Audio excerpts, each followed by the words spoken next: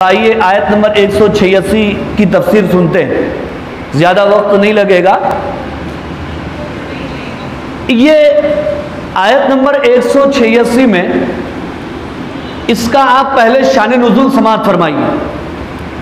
बाद सहाबा ने अल्लाह के नबी सल्लल्लाहु अलैहि वसल्लम से पूछा अल्लाह ताला कहाँ है, तो उस पर अल्लाह ने ये आयत करीमा नाजिल फरमाई और यूँ फरमाया कि मेरे महबूब आप मेरे बंदों से कह दो जो मेरे बारे में पूछ रहे हैं, मैं करीब हूँ या दूर हूँ, मैं कहाँ हूँ, तो उनसे आप कह दो कि मैं उनके बिल्कुल करीब हूँ।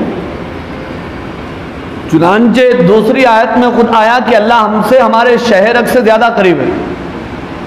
हमारे साथ कोई भी हो या ना हो, लेकिन हमारा रब हमारे साथ। इन्नल्लाह हुजूर ने हज़रत अबू बकर सिद्दीक़ रज़ियल्लाहु ताला अन्हु से फरमाया, कब? जबकि गारे सौर में आप रुपोश थे, दुश्मन वहाँ पर पहुँच चुके थे। हज़रत अबू बकर ने कहा अल्लाह के रसूल, दुश्मन तो गार के मुंह पर पहुँच चुके हैं। तो हुजूर ने फरमाया अबू बकर वो तो अब आए हैं, अल्लाह तो हमारे साथ पहले से मौजूद है। ला तहज़न इन्नल्लाह माअना, अबू बकर तुम गम ना करो, अल्लाह हमारे साथ, वो हमारे दिलों के भेद से वाकिफ। इन्नल्लाह अलीम बिज़ाति सुदूर, दिलों के भेद से वो बखूबी वाकिफ। जब सहाबा ने सवाल किया, ये आयत करीमा अल्लाह ने नाजिल फरमाया, क्या फरमाया? वह और इज़ा जब सअला पूछें का आपसे ए पैगंबर सल्लल्लाहु अलैहि वसल्लम, इबादी मेरे बंदे, अब्दुन की जमा इबाद, मेरे बंदे आपसे सवाल करें अन्नी मेरे बारे में, मैं करीब हूँ दूर हूँ कहाँ हूँ, फ़इन्नी करीबुन, तो बेशक मैं करीब हूँ उनके, हमारे करीब है अल्लाह। उजीब कबूल करता हूँ, दावत दाई दुआ करने वाले की दुआ को, दा यदुम माने पुकारना, निदा के माने में, बुलाने के माने में, इसीलिए दावत को दावत कहते हैं, इसलिए कि उसमें दावत देने वाला बुलाता है, पुकारता है, दावत देता है। दुआ के माने निदा, पुकारने वाला।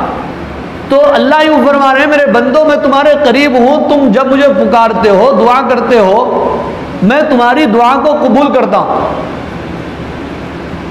अब आप सोचने में पड़ गए होंगे, आयत में तो यह है कि अल्लाह दुआ को कबूल करते हैं, हम बहुत सारी दुआएं बहुत सारे ज़माने से कर रहे हैं, हो रहा कुछ भी नहीं।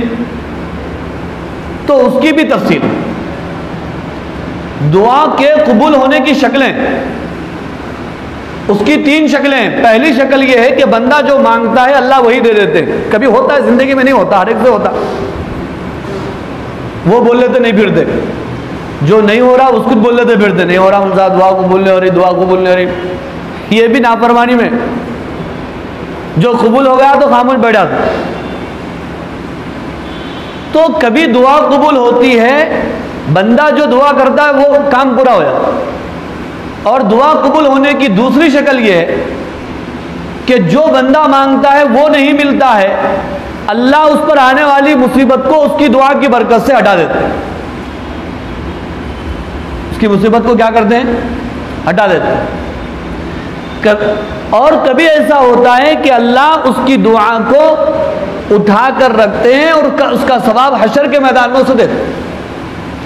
और इतना सवाब देते हैं कि बंदा उस सवाब को देखकर आरजू करने लगता है, ऐ काश के दुनिया में मेरी कोई दुआ कबूल ना हो, कोई दुआ मेरी कबूल ना होती तो अच्छा था। अच्छा, कभी दुआ के कबूल ना होने में हिकमत भी होती है, वो हमको समझ में नहीं आती, बाद में समझ में आती हुआ। कभी हम बहुत जिद करके वो चीज़ को हासिल कर लेते, अब चूप क्या कि हर नमाज में वही दियो अल्लाह मियाँ, दियो अल्लाह मियाँ। अब अल्लाह मियाँ क्या करते हैं, इन्हें बहुत ही जरूर जाने दे। अब दिए बात, अरे मैं कहीं को तो भी मांगा कि इन्हें मिल के उल्टा मेरा सर में दर्द हो गया। किताबों में एक छोटा सा वाकया लिखा हुआ है, एक आदमी की गाय गुम हो गई।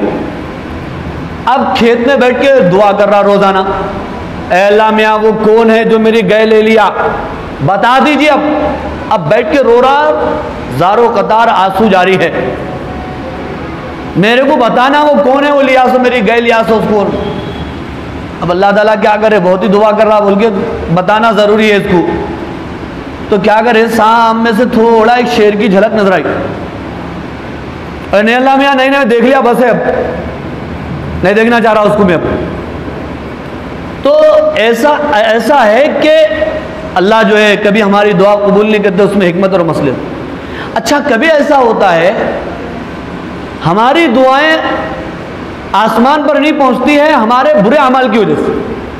हमारा खाना हराम है, पीना हराम है, जुबान से झूठ बोल रहे हैं, लोगों को सता रहे हैं, जुल्म कर रहे हैं, या कोई खतरनाक गुनाह कर रहे हैं, तो वो गुनाह हमारी दुआ की कबूलियत के लिए आड़ बन जाता है। इसलिए कभी कभी अगर दुआएं कबूल ना हो तो अपने अमाल का जायजा लेना, गुनाहों को छोड़ देना, दुआ फौरन कबूल हो जाती है। दुआ फौरन क्या हो जाती है, कबूल हो जाती है। तो बहरहाल रब्बुल आलमीन ने बयान फरमाया, उजीब दावत दाई, दुआ करने वाले की दुआ को उजीब कबूल करता हूं। इसीलिए फरमाया इदा दानी, जब वो मुझसे दुआ करता है। लेकिन दुआ की कबूलियत के लिए अल्लाह ने आगे दो शर्तें लगा दी। फल यस्तजीबू ली, बंदों को चाहिए, मेरे बंदों को चाहिए कि वो मेरी इताअत करें, नाफरमानी ना करें, तो दुआ कबूल होगी। दूसरी शर्त अल्लाह ने यह बयान फरमाई, वल युमिनू बी, और मुझ पर भरोसा रखें और मुझ पर यकीन रखें, जल्दबाजी ना करें। वहां मूसा अलैहिस्सलाम दुआ करे फिरौन के खिलाफ, 40 साल के बाद दुआ कबूल हुई। फिरौन 40 साल के बाद जो है दरियाए कुलजुम में डूबा। मूसा अलैहिस्सलाम की दुआ करने के बाद 40 साल, अब हम क्या यूं नमाज पढ़ के यूं दुआ करते कि बाहर जाके गले में देखते बरकत हो रही नहीं हो रही। मूसा अलैहिस्सलाम मासूम नबी और पैगंबर, उनकी दुआ का नतीजा जाहिर होने के लिए 40 साल लग जाए। हम क्या वली भी नहीं है, गुनहगार बंदे हैं, खताकार और सियाकार है, फिर भी रब जो है मेहरबान है, रब्बुल आलमीन अल्लाह कबूल फरमा लेते हैं बहुत सारे काम भी, हमारे गुनाहों को नज़रअंदाज फरमा देते हैं। इब्राहिम अलैहिस्सलाम ने हुजूर अकरम सल्लल्लाहु अलैहि वसल्लम को तलब किया कि अल्लाह मेरी नस्ल में एक नबी को पैदा फरमा दीजिए जो उनकी तरबियत करे। तो 1000 साल के बाद आप सल्लल्लाहु अलैहि वसल्लम को अल्लाह ने अरब की सरजमीन पर मबूस फरमाया।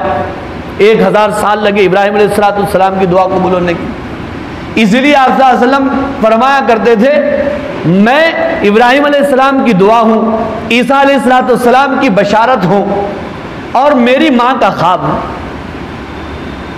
तो दुआओं में जल्दबाजी नहीं, दुआ करना, रब्बे जुल जलाल पे भरोसा और यकीन रखना, अल्लाह की इताअत फरमा।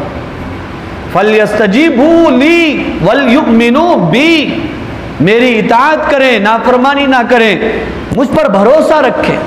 कि दुनिया इम्तिहान गाह है, आजमाइश गाह है। अगर हम दुआ करते कि दन बोल के दुआ कबूल हो गई तो वो कबूल, करामत बोलते हैं उसको, क्या बोलते हैं, करामत। तो ऐसे करामत हम गुनहगार हमसे हो जाते हैं। तो इसलिए ईमान हदीस में है ना, मैं बंदे के साथ वही मामला करता हूं जो बंदा मेरे साथ सोचता है। अल्लाह कबूल कर लेते हैं तो कबूल हो ही जाता, नहीं क्या होता कि क्या नहीं की, क्या होता कि क्या नहीं की। फिर अल्लाह ने आगे बयान फरमाया, लअल्लहुम यरशुदून, ताकि बंदों को रहनुमाई मिल जाए, हिदायत मिल जाए। बंदे इताअत करेंगे, ईमान और यकीन, अल्लाह की ज़ात पर भरोसा, तो इन चीज़ों से क्या होता है, बंदों को हिदायत मिलती है। बहरहाल बुजुर्गों और अज़ीज़ दोस्तों, ये सूरतुल बकरा की आयत नंबर 186 थी जिसकी तफसीर आपके सामने पेश हुई। दुआ फरमाइए अल्लाह ताला से, अल्लाह ताला हमें कामिल ईमान व यकीन, तक़वा व तहारत, सेहत व आफ़ियत की दौलत से माला माल फरमाएँ। हमें हमारी नस्लों में औलिया, अत्क़िया, असफ़िया, उलमा, मुजाहिदीन व मुबल्लिगीन पैदा फरमाएँ। हमारी जुमला बीमारियों और परेशानियों को दूर फरमाएँ। ख़ासतौर पर इस वबा को अपने फ़ज़ल व करम से ख़त्म फरमाएँ। जितने बीमार हैं उनको सेहत व शिफा नसीब फरमाएँ। हम सब के रमज़ान की इबादतों को कबूल फरमाएँ। हम सब का हुस्न ख़ातिमा फरमाएँ। इल्लत ज़िल्लत क़िल्लत से बचाए, काबिलियत कबूलियत मकबूलियत अता फ़रमाएँ, आका सल्लम की शफ़ाअत नसीब फ़रमाएँ, महज़ अपने फ़ज़्ल व करम से हमें जन्नत अता फ़रमाएँ। व आख़िरु दावाना अल्हम्दुलिल्लाहि रब्बिल आलमीन।